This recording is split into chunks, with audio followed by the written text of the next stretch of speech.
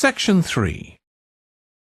You will hear two students, Katie and Joe, discussing a presentation in their film studies course. First, you have some time to look at questions 21 to 24.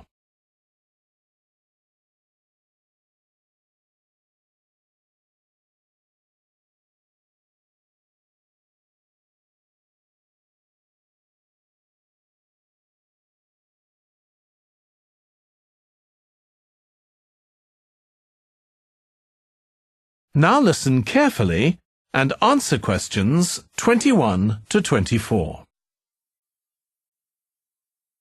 Joe, you know I'm giving a presentation in our film studies class next week. Yes. Well, could we discuss it?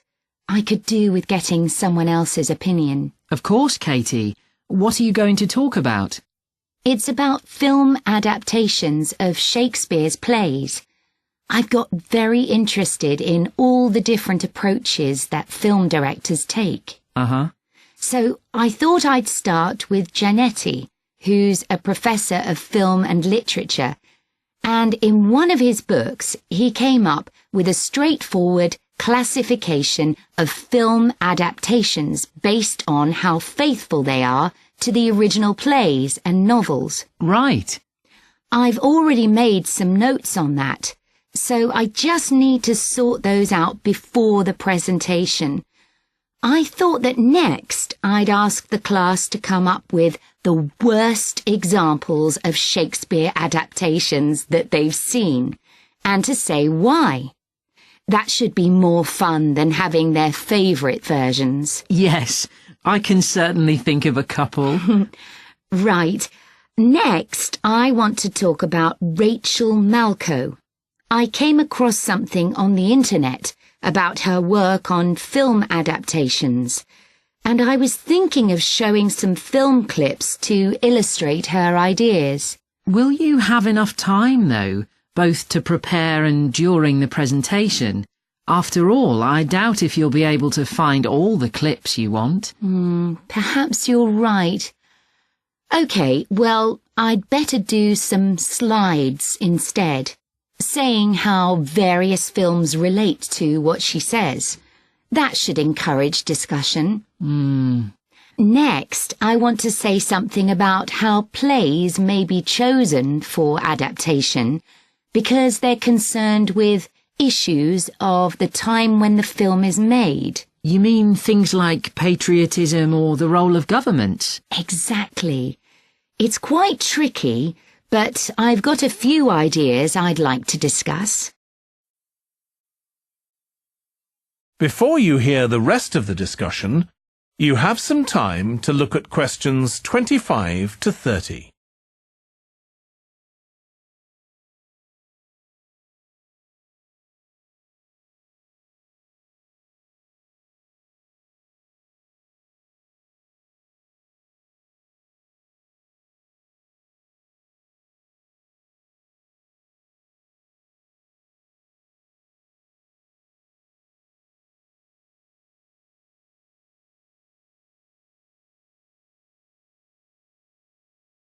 Now listen and answer questions 25 to 30.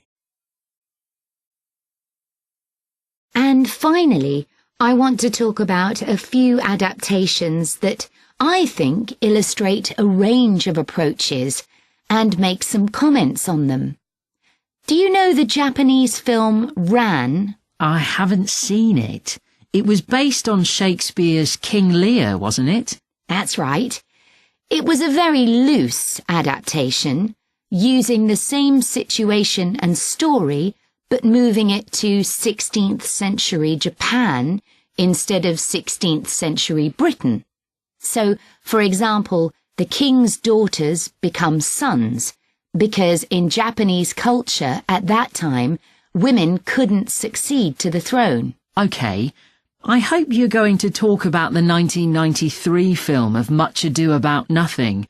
I think that's one of the best Shakespeare films. It really brings the play to life, doesn't it? Yes, I agree. And I think filming it in Italy, where the play is set, Makes you see what life was like at the time of the play. Absolutely. Right, what's next? Next, I thought Romeo and Juliet, the 1996 film, which moves the action into the present day. Yes, it worked really well, I thought, changing the two feuding families in the original to two competing business empires, even though they're speaking in the English of the original play. You'd expect it would sound really bizarre, but I found I soon got used to it. Me too. Then I thought I'd include a real Hollywood film, one that's intended to appeal to a mass commercial audience. There must be quite a number of those. Yes, but I've picked the 1996 film of Hamlet.